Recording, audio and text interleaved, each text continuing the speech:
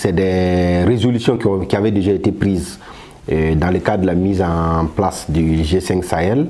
Et donc ce qui a changé un peu, ou bien si vous voulez ce qui a évolué dans ce cadre-là, concernant le renforcement de la lutte contre le terrorisme, c'est la concentration et la focalisation sur la zone des 3 frontières et aussi la poursuite au-delà des 50 km qui étaient anciennement prévus.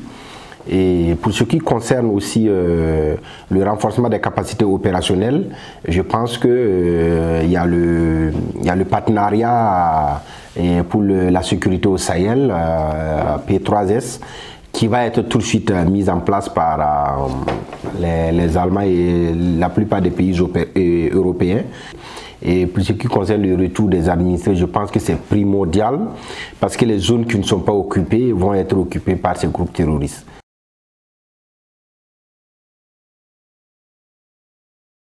Cette zone est stratégique dans la lutte contre le terrorisme au Sahel parce que c'est d'abord une zone où il y a 3 frontières et c'est la zone par excellence de tous les trafics qui passent depuis les ports et jusqu'au Sahara et qui rentrent jusqu'en Europe.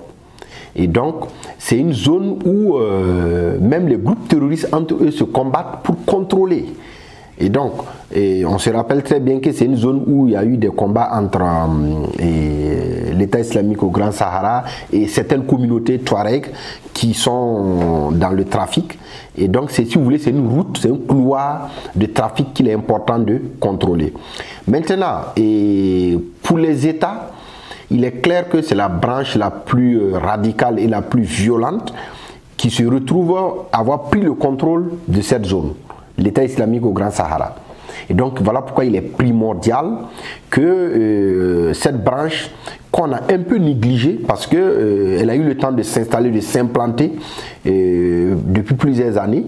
Et donc on pensait que la plus grande menace c'était le GENIM, le groupe de soutien à l'islamo-musulman. Mais ces dernières années on s'est rendu compte qu'en réalité l'État islamique au Grand Sahara a pris des galons et a mis en place une stratégie assez violente et a vraiment gagné le terrain et a réussi à occuper cette zone qui est stratégique pour eux et aussi pour les États.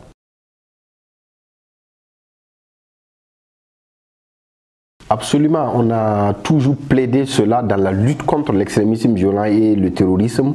C'est la meilleure manière d'atteindre nos objectifs parce que les groupes terroristes se jouent des frontières et donc ce qui les permet d'échapper à l'un ou à l'autre pays.